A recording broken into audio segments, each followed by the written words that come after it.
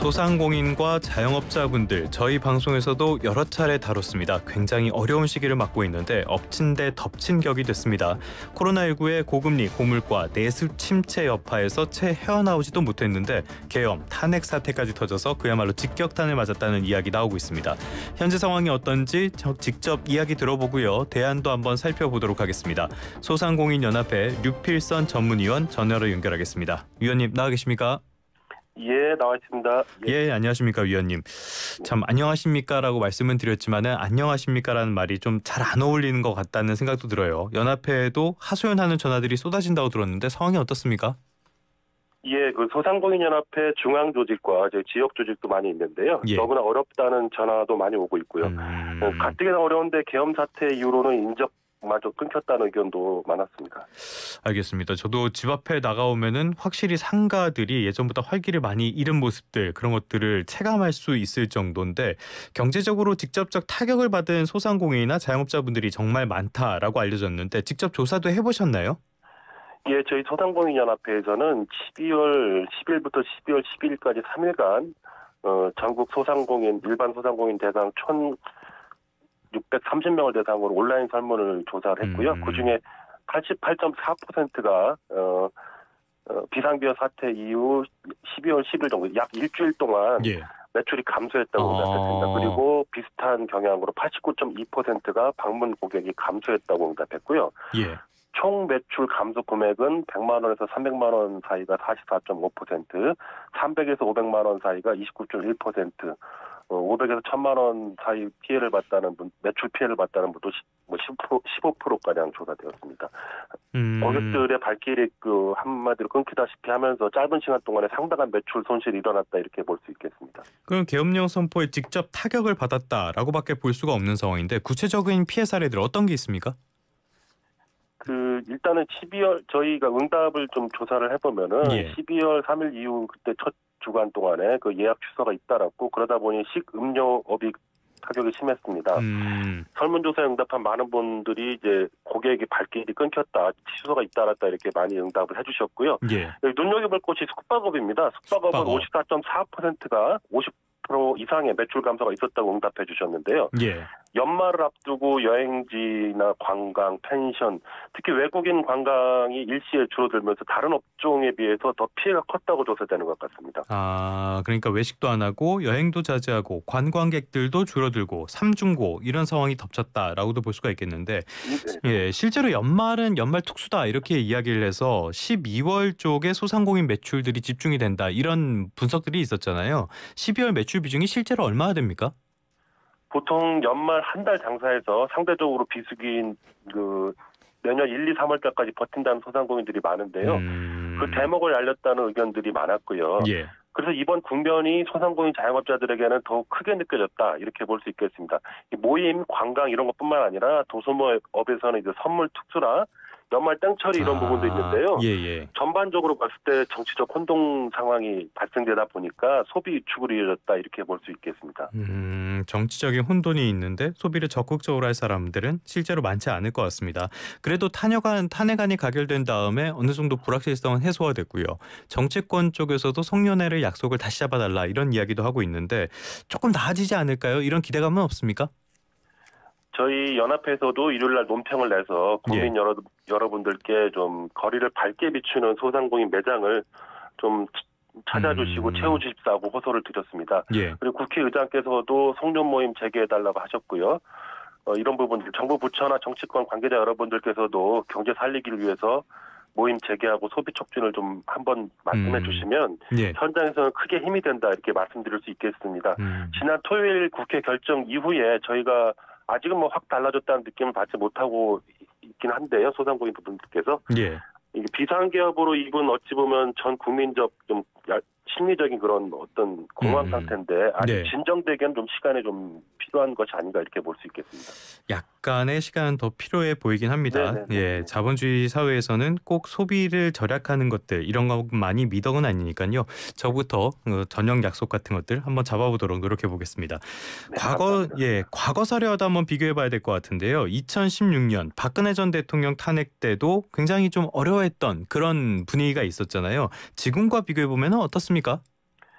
그때는 이제 사태 초기부터 탄핵에 이르기까지 상당한 시간이 있었습니다. 그렇기 때문에 자영업자를 비롯해서 많은 국민들이 어느 정도 대비를 하고 있었는데요. 이번 상황은 계엄령이라는 것이 그 누구도 예측하지 못했지 않았습니까? 그렇죠. 예. 네, 많이들 놀라신 부분이 있기 때문에 거의 일시에 전 국민이 지갑을 닫았다 이렇게 말씀드릴 수 있겠습니다. 실제적으로 소상공인 시장진흥공단에서 소상공인 체감 경기 동향을 이렇게 조사하는데요. 2016년 10월에 체감 경기 동향은 76.6이었는데 그 한 달 만에 12.1% 급락한 사례가 있습니다. 예. 지금 현재의 체감 경기 지수는 지금 현재 62.4인데요. 11월 달에. 예. 아직 12월 지수는 안 나왔습니다만은 아마 이거보다 더 떨어지지 않을까라는 예상도 있는 것이 사실입니다. 요 기준치가 100인가요? 네, 100입니다. 예. 그러면은 굉장히 좀 안 좋은 상황. 계엄령 발령이 내수 경기에 직격탄을 줬다. 이런 점을 감안한다면 12월에는 더 하락할 가능성도 있겠네요. 네, 그렇게 보고 있습니다. 예. 알겠습니다. 정말 우려가 되는 상황. 오죽하면 개업보다 폐업률이 높다. 이런 이야기도 나오던데 실제 상황은 어떻습니까? 예, 지금 폐업률이 작년에 이제 98만 명을 가면서 100만 폐업 시대를 육박을 했고요. 100만 명. 예. 예, 올해는 그보다 더 심할 것이라는 예상들이 지금 이렇게 많은 상황입니다. 전반적으로 지금 어렵다는 상황들이 많고요. 예. 예. 그 올해 상황이 그렇다면은 내년도 상황도 녹록지는 않을 것 같은데 지금 같은 상황이라면은 정부의 지원이라든지 정책 이런 부분들이 굉장히 절실하다 이렇게 느껴지거든요. 경제팀은 정상적으로 가동이 된다고 하는데 그래도 우려되는 점은 충분히 있을 것 같아요. 어떤 점이 걱정되고 있습니까? 지금 이제 문제는 이제 트럼프 2.0 시대를 맞이해서요. 그동안 우리나라 수출이 회복세였는데 예. 반전될 가능성이 좀 높아지고 있는 상황이 아닌가 이렇게 많은 전문가들이 예측하는 것 같고요. 예. 문제는 이제 환율인데요. 10월 초 환율이 원달러 환율이 1,325원 정도인데 지금 오늘 보니까 1,437원이거든요. 맞습니다. 예. 두 달 만에 벌써 110원 올랐습니다. 이게 지금 일반 대기업들에서는 1,500원대를 상정해서 내년 경영 계획을 수립한다고 하지 않겠습니까? 예. 사실은 환율이 100원만 올라도 수입 품목 가격은 뭐 이것저것 더해서 10% 이상 오를 수 있다는 가능성이 높다고 이렇게 보여지는데요. 지금 봤을 때는 수입 물가가 20% 이상 오를 가능성도 높다고 봐야 되고요.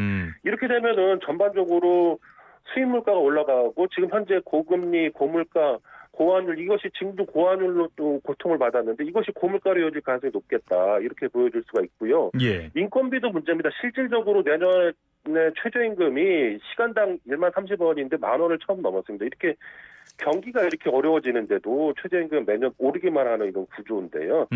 최저임금 결정 구조도 이제는 손을 볼 때가 됐다. 그래서 최저임금을 주는 직접 당사자들인 소상공인들의 의견이 제대로 반영되는 구조 개편도 시급하지 않나 이렇게 볼 수 있겠습니다. 저희가 이제 이런 소상공인 관련 설문조사를 하면은 이제 필요한 정책 수단을 이렇게 조사할 때 예. 일단 금융 부담 완화가 첫선에 꼽히고요. 그다음에 고비용 구조 개선할 수 있는 그 에너지 비용 지원이나 수수료 인하 같은 고비용 환경 개선도 꼽히고 그다음에 꼽히는 것이 이런 최저임금 제도 개편을 비롯한 고용구조 개선을 위한 의견들 이런 부분들이 많이 꼽힌다는 걸 감안할 필요가 있겠습니다. 지금 최저임금의 논의 과정에서 보면은 공익위원 그리고 정부, 사용자, 노동자 이렇게 위원들이 나눠지고 있는 구조잖아요. 이런 부분에서 어떤 식으로 제도를 좀 개선해야 된다고 보시는 겁니까? 전반적으로 지금 매년 결정하고 최저임금위원회에서 결정을 하고 있는데요. 지금 예. 여러 가지 법안들이 국회에 논의되고 있습니다. 지난 20일 동국회에서 많이 논의됐었는데요. 예를 들어 국회에서 논의를 한다던가 지금 현재 구조로는 노측하고 사측하고 의견을 갈라질 수밖에 없고 공익위원이 사실상 결정하는 그렇죠. 예. 됐거든요. 이렇게 지금 최저임금과 직접 관련된 당사자들은 소상공인들입니다.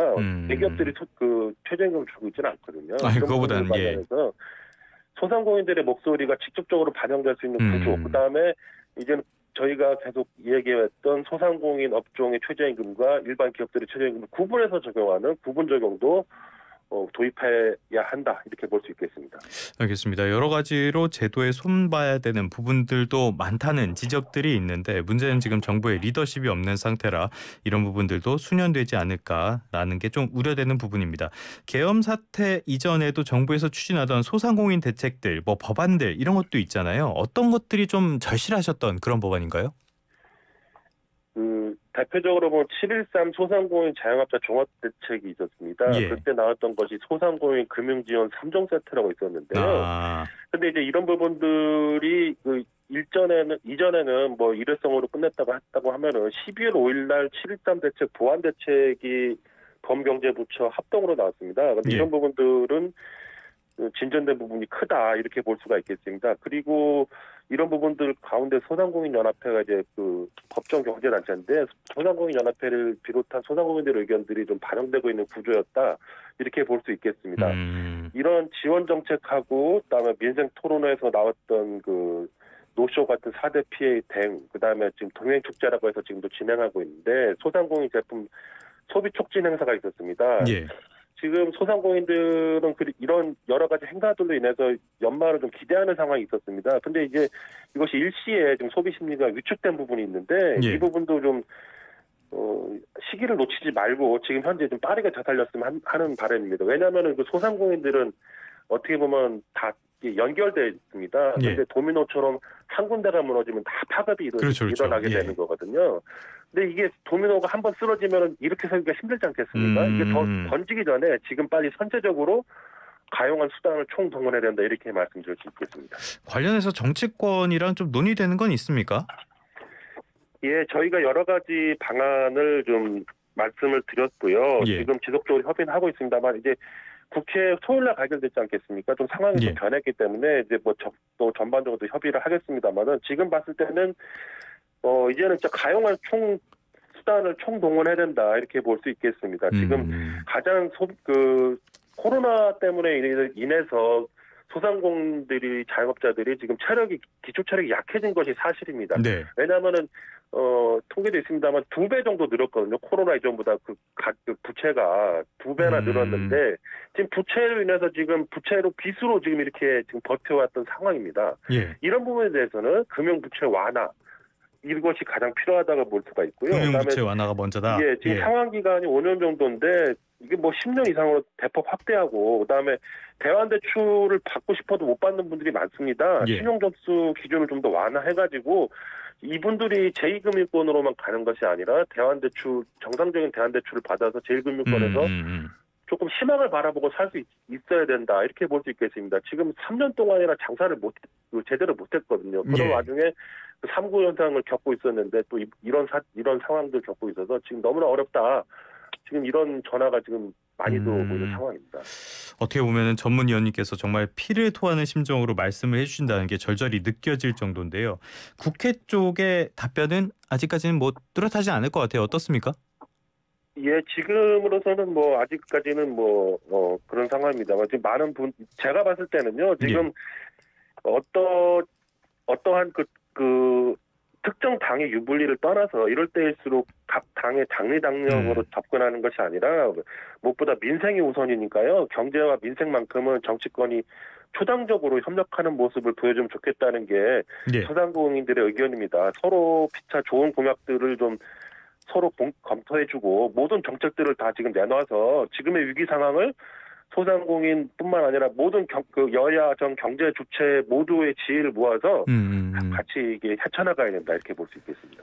알겠습니다. 저희 유튜브 채널에 댓글을 달아주신 분 저도 소상공인입니다. 이럴 때 사람이 죽는구나 싶을 정도로 너무너무 고통스럽습니다. 라는 댓글을 달아주셨는데 굉장히 어려움이 느껴지는 말씀이시고요. 끝으로 이런 분들 대변해서 청취자분들께 전하고 싶은 말씀이 있다면 어떤 말씀이 있을까요? 많은 소상공인들이요. 계엄 사태 때도 가게문을 열었습니다. 예. 사장님들은 군대보다 매출 감소가 더 무서운 거거든요. 이런 심정들을 좀 알아주셨으면 하고요. 정치권과 우리 국민 모두가 합심해서 이 경제적 불확실성을 걷어내야 한다고 생각합니다. 취소됐던 모임도 다시 재개해 주시고 소중한 분들 만나시고 이러시면서 선물도 구매하시고 연말 연시를 맞아서 소상공인 매장을 국민 여러분들께서 많이 찾아주시고 정상적으로 소비 활동에 나서 주셨으면 좋겠습니다. 알겠습니다. 소상공인과 자영업자는 국내 경제의 뿌리나 다름없죠. 아무리 전국이 혼란스럽다고 해도 전문위원님 말씀처럼 민생을 위한 논의는 끊임없이 이어나가야 하겠습니다. 지금까지 소상공인연합회 류필선 전문위원과 함께했습니다. 오늘 말씀 고맙습니다.